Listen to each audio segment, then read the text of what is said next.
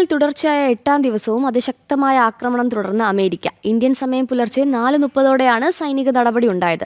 Hormuz സുരക്ഷിതമാക്കുന്നതിന്റെ ഭാഗമായാണ് സൈനിക നടപടിയെന്ന് US സെൻട്രൽ കമാൻഡ് അറിയിച്ചു. കഴിഞ്ഞ ദിവസം ഇറാന്റെ മിസൈൽ ആക്രമണത്തിൽ ജോർദാനിൽ 2 US സൈനികരും മരിച്ചിരുന്നു. വാർത്തയുടെ വിവരങ്ങളുമായി ഐസൻ ജോസ് ചേരുകയാണ്. ഐസൻ, നിലവിൽ ഇറാനിൽ തുടർച്ചയായ 8-ാം ദിവസവും അതിശക്തമായ ആക്രമണം തുടർന്നിരിക്കുകയാണ്. ഹോർമുസ് കടലിടുക്കിന്റെ സുരക്ഷിതമാക്കുന്നതിന്റെ ഭാഗമായാണ് സൈനിക നടപടിയെന്നാണ് US സെൻട്രൽ കമാൻഡ് അറിയിച്ചിരിക്കുന്നത്. ഇതിനൊരു അന്ത്യമുണ്ടാകുമോ? എന്താണ് ഐസൽ കൂടുതൽ വിവരങ്ങൾ?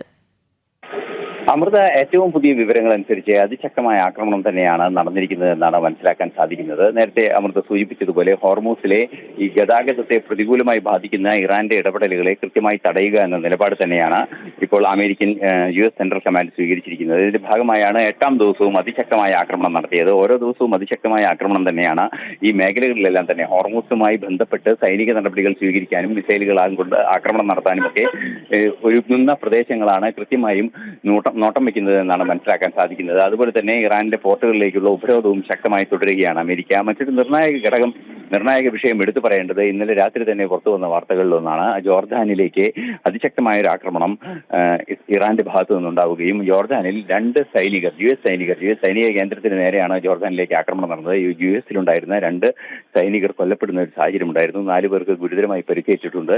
പിന്നെയും കുറെ പേർക്ക് പരിക്കേറ്റിട്ടുണ്ടെങ്കിൽ കൂടി അത് ഗുരുതരമല്ല എന്ന റിപ്പോർട്ടുകളും പുറത്തു വന്നിരുന്നു.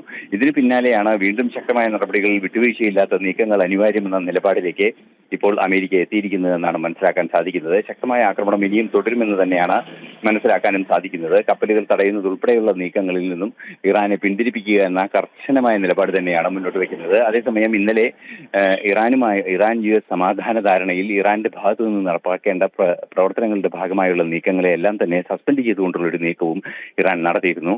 തീർച്ചയായും അതീവ ഗുരുതരമായ ഒരു സംഘർഷത്തിലേക്ക് കാര്യങ്ങൾ പോകുന്നു എന്നാണ് മനസ്സിലാക്കാൻ സാധിക്കുന്നത്. പ്രകോപനപരമായ പല നീക്കങ്ങളും ഇറാന്റെ ഭാഗത്തു നിന്നുണ്ടാകുന്നു. ജോർദാനിൽ ആക്രമിച്ച് US സൈനികർ കൊല്ലപ്പെടുന്ന സാഹചര്യം ഉണ്ടാകുന്നു.